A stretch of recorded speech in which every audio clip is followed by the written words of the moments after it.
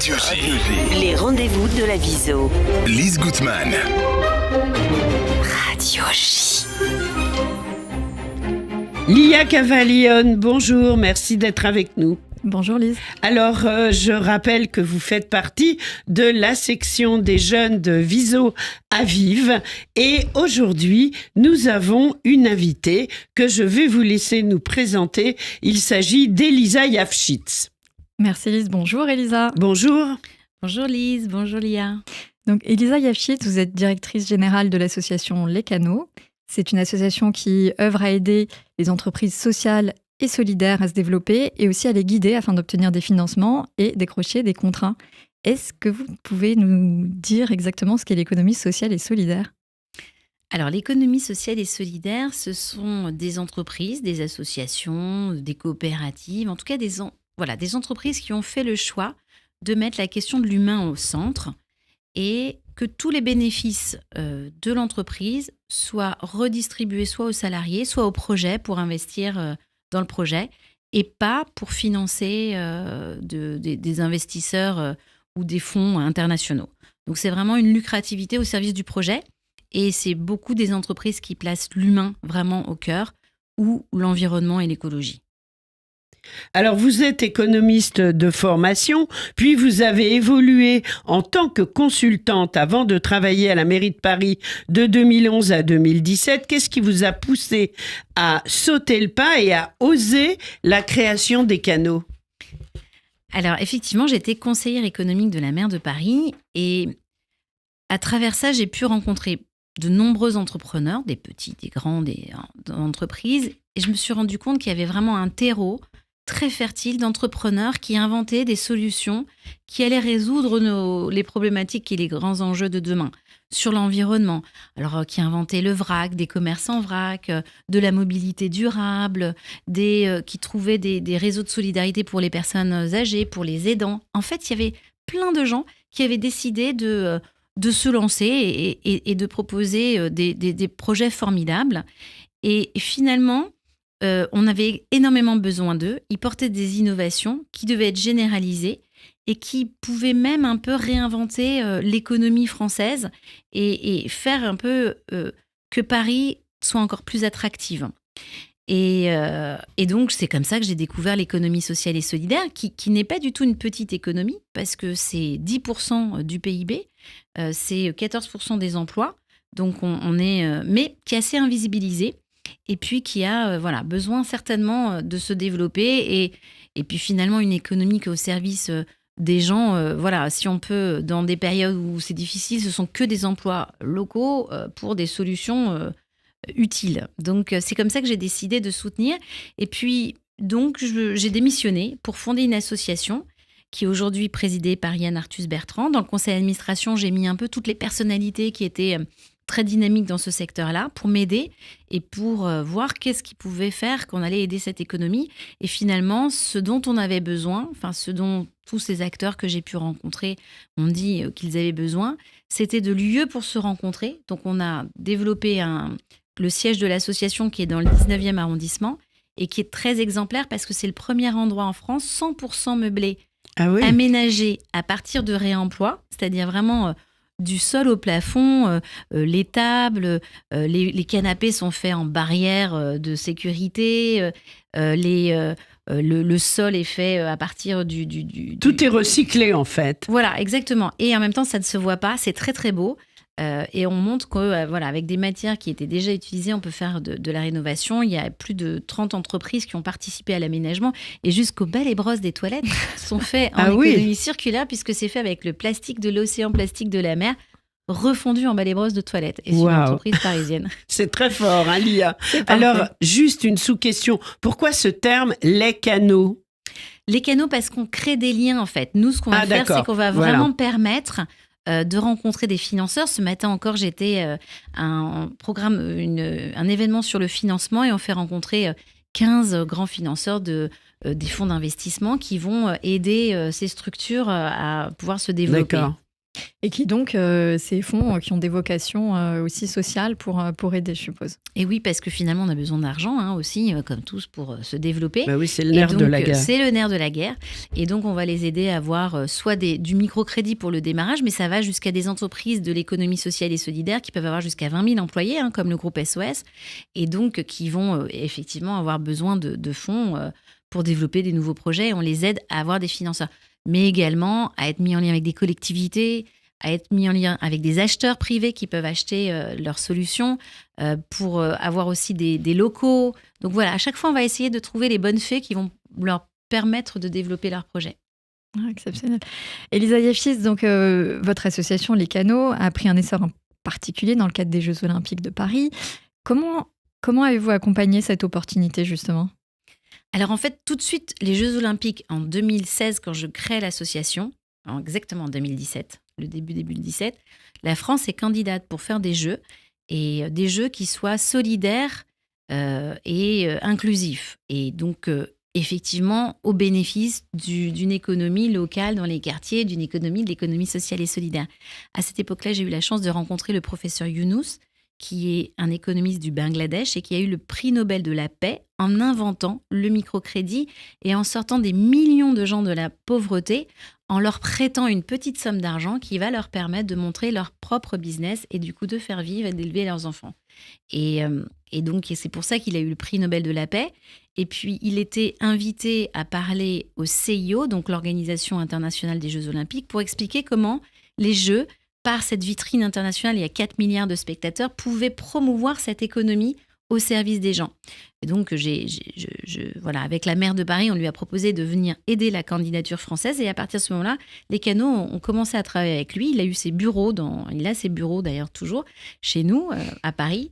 Et puis, on a donc fait tout un lien avec Paris 2024 pour leur présenter les solutions. Et quand Paris a été choisi, la France a pris comme objectif que 25% des marchés des Jeux, et les marchés des Jeux, c'est 5 milliards, donc on n'est pas du tout sur une petite somme, puissent être attribués justement à des entreprises sociales, solidaires, circulaires et locales. Et donc, mon association a été mandatée pour mettre en lien ces entreprises. Et c'est comme ça qu'aujourd'hui, il y a plus de 500 entreprises de l'économie sociale et solidaire qui ont remporté des marchés des Jeux. Et par exemple, je peux vous donner plein de belles histoires, mais le linge des athlètes de tous les athlètes sur le village, va être nettoyé par des personnes en insertion, et c'est 400 personnes en insertion, des migrants, des femmes isolées, qui vont nettoyer le linge des athlètes. Il y a aussi plein de solutions écologiques, comme par exemple les sièges du centre aquatique olympique qui ont été construits et de l'aréna sont fabriqués à partir des bouteilles de plastique collectées à Paris et refondues en sièges, voilà, par une entreprise qui a embauché 30 personnes dans les 5 dernières années, qui s'appelle Le Pavé. On a un imprimeur qui emploie des personnes en situation de handicap. Les goodies sont faits aussi par une entreprise de l'économie sociale et solidaire, des coopératifs. Voilà, c'est énormément de belles histoires qui non seulement auront remporté des marchés des Jeux, mais on va aussi utiliser les Jeux pour en faire une vitrine. Et donc, au sein de la Maison des Canaux, pendant tout l'été, on est le festival solidaire et circulaire des Jeux qu'on organise avec Paris 2024 pour montrer justement toutes ces solutions. C'est gratuit et chacun pourra du coup rentrer en immersion au sein de notre maison et visiter la chambre de l'athlète avec toutes les solutions, en fait, tout ce qui compose la chambre de l'athlète. Et par exemple, le lit en carton recyclé, le matelas en filet de pêche, c'est que des filets de pêche recyclés, les pochoirs qui ont été faits par une entreprise du handicap, les cloisons qui sont faits aussi en matériaux recyclés par Saint-Gobain. Voilà, l'ensemble. Et après les Jeux, ça deviendra quoi tout ça ? Justement, on a aussi aidé Paris 2024 à ce que déjà dans le marché, la solution finale soit envisagée et donc tout ce qui aura été utilisé va être réutilisé, soit donné à des associations comme les matelas par exemple, soit revendu pour être réutilisé en réemploi. Rien ne sera jeté. C'est important. Et pour revenir, donc, vous disiez pendant les Jeux, la Maison des Canaux sera ouverte au public. Alors, est-ce que vous pouvez nous donner un rendez-vous ? C'est où et ça commence quand ? Alors, ça sera à partir du 1er juillet, pendant toute la période des Jeux jusqu'au 8 septembre. Et donc, c'est gratuit, c'est ouvert toute la journée. avec des ateliers, des expositions, la présentation de toutes ces solutions, des ateliers pratiques sur comment être un éco-supporter, comment calculer son bilan carbone du supporter, etc. Donc voilà, ça sera avec aussi un traiteur, évidemment solidaire, enfin plein d'événements et une programmation que vous pouvez découvrir sur notre site internet et en vous inscrivant à notre newsletter www.lescanaux.com. Et donc, c'est facile. C'est sur les canaux parisiens. Oui. Exactement. Lescanaux.com. Et le lieu, c'est à Stalingrad, à Paris 19e, tout au bord du canal. Donc, c'est très joli aussi. Il y a des signes. C'est très sympa. Ah oui, non, c'est magnifique. Il y a la péniche Anako à Stalingrad qui fait beaucoup de concerts de musique du monde. Parfait. Alors, justement, Elisa Yavchitz, au sein des canaux, quel a été le plus gros défi jusqu'à présent? À part les JO, peut-être, on a compris. Notre grand défi, c'est quand même de rendre visible cette économie-là et de montrer qu'elle est totalement crédible, qu'elle est un partenaire. Et ça, c'est un défi, c'est de faire travailler les grands groupes avec toutes ces entreprises. On y a réussi avec les jeux parce que beaucoup des grands prestataires des jeux, que ce soit dans la construction, que ce soit dans l'alimentation, portés un peu par cette volonté de faire des jeux inclusifs, ont créé des synergies avec des entreprises de l'économie sociale et solidaire et continueront au-delà des jeux. C'est des très beaux mariages qui se font et qui ont du sens parce que ça apporte à tout le monde et de pouvoir travailler avec des migrants ou des personnes qui ont eu des accidents de la vie. Et donc, à travers d'un partenariat d'un grand groupe, ça donne du sens aussi aux gens qui travaillent dans ces grands groupes. Donc ça, c'est un gros défi, on est très contents. Et alors, l'anecdote la plus sympa à partager avec nous? L'anecdote la plus sympa, c'est probablement Ou même plusieurs, s'il y en a deux, non, il y en a on les plein prend. parce que c'est un bonheur de rencontrer tous ces entrepreneurs et de voir toutes les solutions. C'est quand même sympa parce que dans le monde dans lequel on vit, qui est quand même très compliqué, de voir qu'il y a tant de gens qui décident de tout quitter pour mener des projets qui ont du sens, ça fait beaucoup de bien. Et donc voilà, ça c'est une anecdote sympa. Puis c'est vrai que le professeur Younous est très, il m'a marqué. Mais récemment, on a perdu Claude Alfandéry, qui était un grand résistant, qui est un des pères fondateurs de l'économie sociale et solidaire en France, qui a fondé d'ailleurs France Active, qui est un des financeurs de l'économie sociale et solidaire, et qui était quelqu'un qui est parti à 101 ans et qui mettait... qui donne une voix et un espoir parce qu'il était toujours positif et Dieu sait s'il a vécu la guerre, la résistance, une partie de sa famille est partie dans les camps. Voilà. Et donc, c'est plein de belles rencontres, quoi. Merci. Alors, sur un côté un peu plus personnel, Elisa, vous êtes récemment rendue en Israël pour un voyage de volontariat. Est-ce que vous pouvez partager un petit peu avec nous ce que vous avez ressenti de la solidarité en Israël et solidarité israélienne? Je reviens tout juste, en fait. J'étais la semaine dernière à Nitzana, qui est un moshav dans le Negev. Et j'avais envie, en fait, moi, j'étais pas retournée depuis le 7 octobre. Et j'avais besoin de ressentir dans mon cœur, en fait, ce que je pouvais sentir dans ma tête et de rencontrer les gens, de voir ce qui se passe. Et c'est vrai que c'est malheureusement... Bon, il y a une solidarité incroyable qui s'est développée dans le pays. C'est un pays qui n'est pas belliqueux, c'est un pays qui ne veut pas la guerre. C'est un pays, mais aujourd'hui, qui est vraiment chamboulé de toutes parts.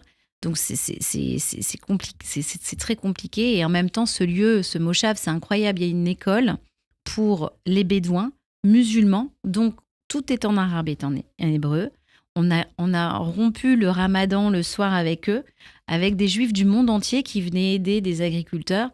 Parce que malheureusement, ils n'ont plus de main-d'œuvre. Oui, c'est ça le problème. Oui. Et donc voilà. Et en même temps, c'est un pays tellement démocratique où toutes les expressions peuvent s'exprimer. C'est bien de le dire et de le rappeler. Il faut le dire. Donc, il y a Oui. des gens qui sont...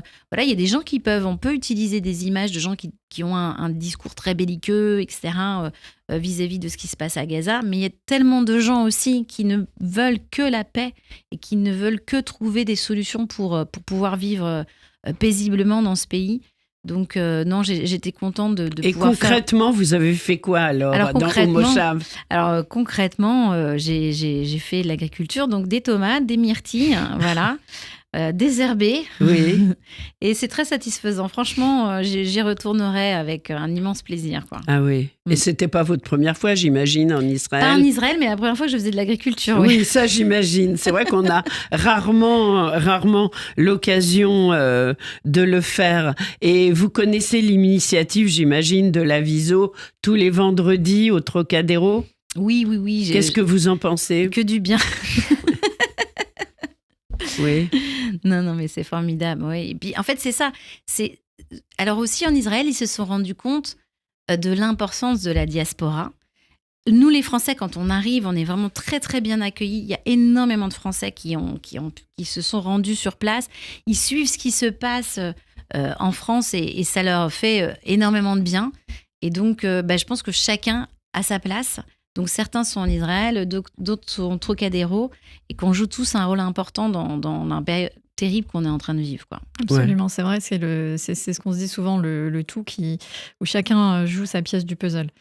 Extrêmement important. Et alors, justement, suite à ce voyage de volontariat, Elisa, qu'est-ce que vous ramenez avec vous dans vos bagages? Qu'est-ce qui va changer aujourd'hui à votre quotidien? Mon quotidien, c'est qu'il faut toujours plus s'engager, en fait, essayer de trouver des... Donc, avec un engagement, je pense que je vais aller encore plus vers un engagement politique, personnellement. Politique, Oui. donc en France? Oui, D'accord. parce que j'ai envie que les gens qui nous représentent nous ressemblent. Et donc, je pense que du coup, il faut s'organiser pour ça. Alors, j'ai pas encore toutes les clés de comment ça va se faire, mais je pense que je vais faire ça. Oui. On sent que la femme battante, hein. Exactement, et c'est Une parfait. femme qui puisque ose. Une Oui. femme qui ose, on est exactement dans ce cycle-là. Dans la thématique, oui. Et ce sont les femmes qu'on aime inviter au micro de Lise Gutmann, effectivement, pour l'émission. Est-ce que vous avez l'impression qu'en Israël, il y a une économie sociale et solidaire qui se développe? Totalement. Je veux dire, on était dans un moshav. Donc, un moshav, et Dieu sait ça existe avant 48, hein, celui-là existe depuis très longtemps. Je pense qu'il a 100 ans. Oui. C'est un des premiers. Mais c'est exactement une coopérative, c'est exactement l'économie sociale et solidaire. C'est-à-dire que, justement, c'est un partage, une mutualisation de tous les moyens. Donc, ils mutualisent le matériel, la science, aussi toutes les recherches qu'ils peuvent faire, mais également une cuisine pour tout le monde. C'est pas un kibbutz, mais c'est une coopérative. Donc, c'est une entreprise, vraiment. Et partager, c'est exactement l'esprit de l'économie sociale et solidaire. Et dans ça les donne fondements... des idées pour la France, vous qui voulez rentrer en politique, Elisa Yafshitz, ça pourrait être des structures qu'on pourrait créer en France?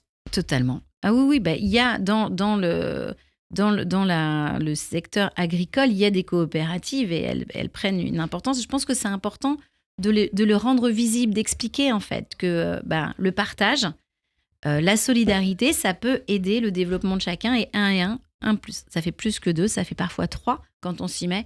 Et donc, c'est ça aussi qui est le message de l'économie sociale et solidaire. Et je dirais que Israël est vraiment une terre de l'économie sociale et solidaire. Bon, on peut bien comprendre que de toute façon, elle s'est créée comme ça au tout début. Hein. Oui, exact. Faut pas l'oublier, même si on est plus de 70 ans après. Mais en effet, c'est peut-être aussi l'esprit des canaux. Et ce que j'aime beaucoup, c'est que finalement, on se rend compte qu'il y a un esprit juif aussi dans l'économie sociale et solidaire. Il y a des liens et des croisements. Eh bien, merci à toutes les deux. Merci Lia Cavalion, merci Elisa Yafshitz d'avoir été avec nous. Et quand vous le souhaitez, bien sûr, dans le studio de Radio J. Et Lia, on se retrouve très vite pour une nouvelle émission de la Viso. À part le vendredi Trocadéro, midi un quart, je crois qu'il n'y a rien d'autre pour l'instant à annoncer. On continue avec Viso à vivre notre cycle sur la parentalité. Psy et rabbin vous répondent toujours. Et puis, effectivement, pour le moment, c'est tout. On vous retrouve donc tous les vendredis, midi 15 au Trocadéro pour les Mères de l'Espoir. Merci beaucoup, Lise. Merci, Elisa. Au revoir, à bientôt. Merci à vous. Merci, Serge.